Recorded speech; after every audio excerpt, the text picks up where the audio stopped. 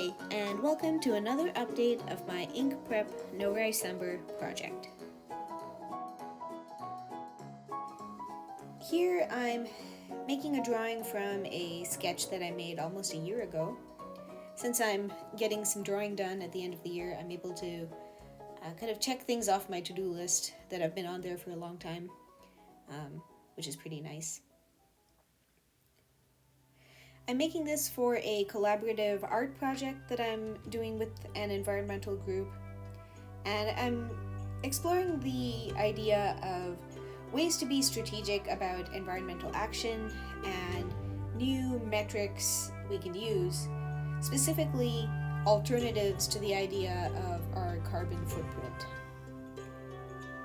A lot of people try to strategize their environmental action by minimizing their carbon footprint, and this isn't bad or anything.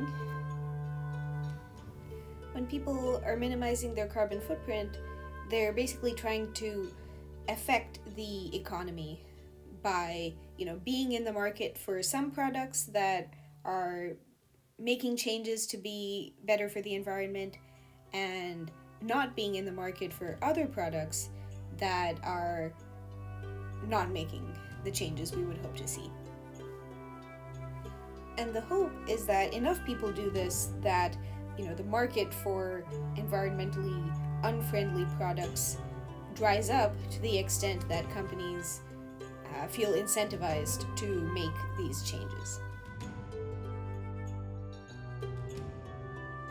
The problem is that carbon footprint as a metric leaves out a lot of avenues for action. It kind of restricts you to your buying decisions, and that is one way to influence the economy and society and, our larger collective carbon footprint. But it's not the only way, and arguably it's not even the best way. The other problem with optimizing your personal, individual carbon footprint is that beyond a point, any action you take is just breeding perfectionism without making much of a difference to our collective carbon footprint. As you probably know, the changes we make as individuals have a much smaller impact than changes made by governments and corporations. And so our individual choices in consumption only matter to the extent that they affect governments and corporations. Our perfectionism about our carbon footprints is awfully convenient for big corporations. The researchers Jeffrey Supran and Naomi Oreskes write, "The very notion of a personal carbon footprint, for example, was first popularized in 2004 to 2006 by oil firm BP as part of its $100+ million per year Beyond Petroleum US media campaign." So the overemphasis of personal carbon footprints has basically been a way of deflecting focus from the parties really responsible. And the changes that we need to come from governments and corporations, among other entities. And we might be thinking, well, I'm not a government or a corporation, so what can I do? And what I'm trying to express here is that there's actually a world of possibilities of things we can do. We have influence over governments, corporations, culture, our social groups, and we knew that we had influence on them through our buying actions, but there's also other ways we have influence. For example, companies care about their brands, and so they care about your opinion of them. So expressing that opinion affects them and incentivizes them to change. And likewise, voting, speaking to representatives, speaking to other voters, all of these types of advocacy have an influence on governments and society and culture at large.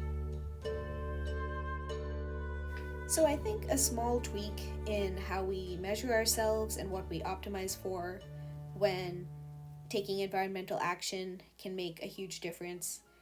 And whatever progress the environmental movement has made, it has been made by groups of individuals working together. And I think if we're more strategic about it, just imagine how much more effective we could be and how much more progress we could make. So that's what I'm trying to convey with this drawing. I might have gone a little bit overboard on the light effects, so I might go back and take some of those out because it ended up pretty muddy and chaotic. But I'm still pretty happy with it, and I think it's close to what I had in mind, just a little bit overworked. So that's the InkPrepNoWriCember portion of this video, and now I'll move on to a novel update. I finally finished reading my draft. I read it more or less backwards. I started with the last few chapters, then the middle, and then the beginning. And what I found was, as I got closer to the beginning, the writing got better and better, which was encouraging because I'd spent a lot of time revising the first portion of the novel, and I could see that it was so much better than the rest. And so now I'm excited to repeat the process that I applied on the first section on the remaining sections. So that's what I'll be doing next. I'll be reacquainting myself with the editing process I used on the first chapters and making a plan to apply it again. And with that, about 11 days into December, I've written or drawn or prepared to write every day of the month so far, except one, which was the 9th. So that did break my streak, and I've started a new one. I'm curious to see how long this streak will last. Hopefully I can keep it going until the end of December. But either way, I think this idea of InkPrepNoWriCember is going well so far. It's certainly an interesting experiment, and I'm probably going to learn something about how I work one way or another. So I hope you enjoyed watching me draw this picture, and I'll be back soon with the next one.